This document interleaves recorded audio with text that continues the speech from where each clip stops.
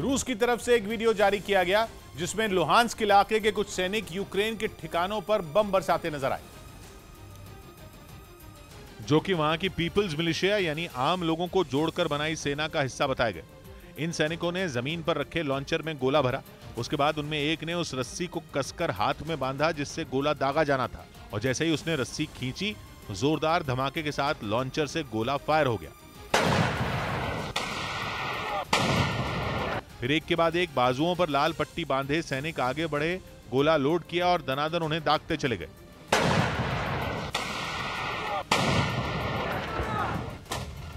रूस ने दावा किया कि इस हमले में यूक्रेन के कम से कम 23 सैनिक मारे गए।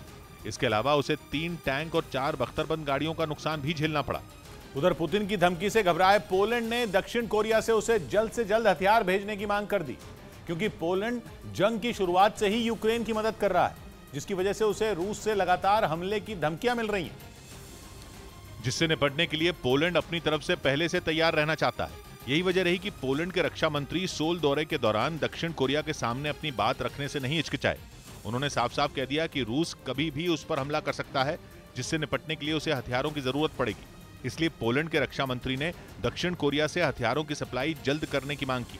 हालांकि नेटो देश पोलैंड लगातार अपने पड़ोसी देश यूक्रेन को रूस के खिलाफ लड़ने के लिए हथियारों की सप्लाई कर रहा है, ताकि यूक्रेन पर बना खतरा टल जाए और उसके ऊपर भी मंडरा रहे खौफ के बादल छट जाएं।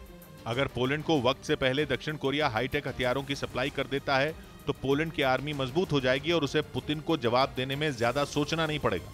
लेकिन फिलहाल उसे दक्षिण कोरिया के सामने जल्दी हथियार भेजने की मांग इसलिए रखनी पड़ी क्योंकि अभी उसकी पूर्वी सीमा पर जंग जारी है, और इसी वजह से पोलैंड रूस को ऐसा कोई मौका नहीं देना चाहता जिससे पुतिन की सेना उस पर हावी हो जाए। इसीलिए पोलैंड ने दक्षिण कोरिया से नई तकनीक से लैस तोपखाने और कुछ बख्तरबंद गाड़ियों को जल्द सप्लाई करने की मांग की। इस बीच दक्षिण कोरिया ने उसे K2 मशीन गन भेजने का फैसला कर लिया, और इसका ऐलान पोलैंड के रक्षा मंत्री की सोल यात्रा के ठीक बाद हुआ।